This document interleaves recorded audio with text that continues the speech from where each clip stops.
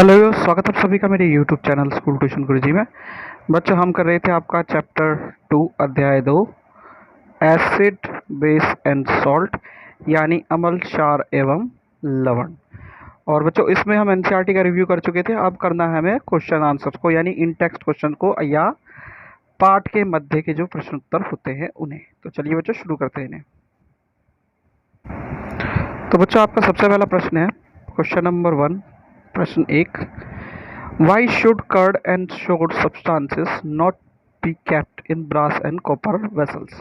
यानी पीतल एवं तांबे के बर्तनों में दही एवं खट्टे पदार्थ क्यों नहीं रखने चाहिए।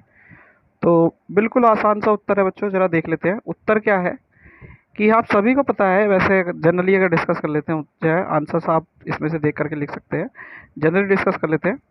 होता क्या है बच्चों कि जितने फूड स्टफ्स जो होते हैं या फूड आइटम्स या जो हम कहते हैं खाद्य पदार्थ होते हैं, अगर वो खट्टे हैं तो सीधे सीधे क्या है, एसिड या अम्ल है। तो अम्ल क्या करता है, जब भी किसी मेटल के साथ या आप कह लीजिए किसी धातु के साथ अभिक्रिया करता है तो वो कुछ यौगिक बनाता है। तो यहाँ पे क्या होता है, जो यौगिक बनते हैं वो जहरीले हो सकते हैं और खाद्य को क्या कर सकते हैं, विषाक्तता कर सकते हैं, यानी फूड पॉइजनिंग का एक एजेंट बन सकते हैं, जो कि क्या हो सकता है, हमारी हेल्थ के लिए बहुत ही नुकसानदायक हो सकता है। तो इसलिए कहा जाता है कि पीतल और तांबे के बर्तनों में दही और खट्टे पदार्थ हमें नहीं रखने चाहिए बच्चों। ठीक है, चलिए अगला क्वेश्चन देखते हैं। अगला क्वेश्चन है बच्चों क्वेश्चन नंबर 2, प्रश्न संख्या 2। ये क्या कहता है बच्चों, which gas is usually liberated when an acid react with a metal, illustrate with an example, how will you test for the presence of this gas. यानी धातु के साथ अम्ल की अभिक्रिया होने पर सामान्यतः कौन सी गैस निकलती है, एक उदाहरण के द्वारा समझाइए। तो बच्चों, प्रश्न संख्या 2 क्या है कि धातु के साथ अम्ल की अभिक्रिया होने पर सामान्यतः कौन सी गैस निकलती है, एक उदाहरण के द्वारा समझाइए। इस गैस की उपस्थिति की जांच आप कैसे करेंगे। तो उत्तर देख लेते हैं बच्चों। उत्तर क्या है कि hydrogen gas is liberated when an acid react with a metal, यानी धातु के साथ अम्ल की अभिक्रिया करने पर हाइड्रोजन गैस निकलती है। अच्छा, अब इसका दूसरा भाग है बच्चों, एक क्या कि इलस्ट्रेट विद एन एग्जांपल। तो इसका जो एग्जांपल का जो है फिगर वो ये है बच्चों।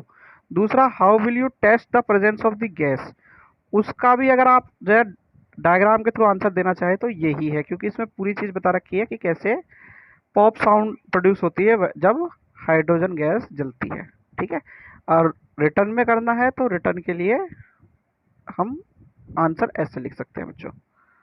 तो रिटर्न के लिए आंसर कैसे लिखेंगे, सबसे पहले इलस्ट्रेशन में क्या लिखना है हमें, या उदाहरण में कि हमें जो चित्र दर्शाया गया है, यानी कि जो फिगर दी गई है उसके हिसाब से पूरे पूरे ऑपरेटर्स को लगाना है।